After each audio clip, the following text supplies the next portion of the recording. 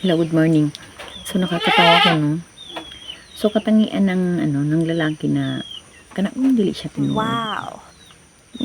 Uyab mo pero yung hindi mo nakikita yung kung gaano talaga ikaw ka-importante sa kanya.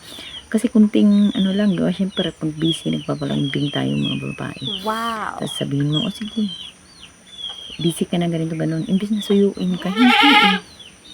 Ano nangyari? Sabi na susuyuin. Akala susuyuin ako. Ang sabi mo, break na daw.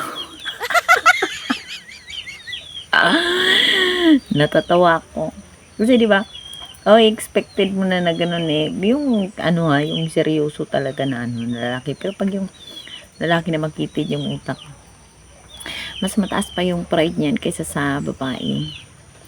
Kaya doon mo masusubukan talaga yung lalaki. Sasabihin na, na mahal ka. Putragis naman tong kambing na to. Ang ingay. Sasabihin nun na mahal ka. Pero, once na yung nagkakatampuhan kayo, hindi ka masusuyuin yan. Manahimik. Hindi ka susuyuin yan. Sasabihin yan, ikaw good. Hindi ka puy na ka. Pangitag uban. Di pa tama pa naman yung sasabihin ganun. Di pa parang tinuruan ka lang, di na maghanap ng iba, no? Tinuruan ka ganun. Na iniisip mo na susuyuin ka, pero hindi naman ganun yung nangyari. Di ba?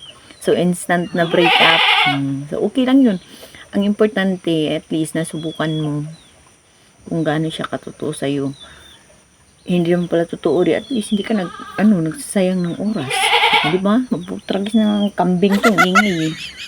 Hindi naman marunong makisama. Di ba? So, kaya, ikalma mo yan. Wow. Kaya ako hindi ako nagbubuhos talaga dito. Yung bakit? Kasi yung mga bagay na iniingatan ko na darating yung time talaga. Wala forever eh. Merong together, pero walang forever. Pero ko lang din sa iba. Ikaw, anong masasabi mo? Mag-comment ka dyan sa baba kung may forever ka na. Okay, ako hindi ko nakikita eh. So kung nagustuhan mo yung video ko ito, i-follow mo ako. Upo tragis sa kambing tong ingay.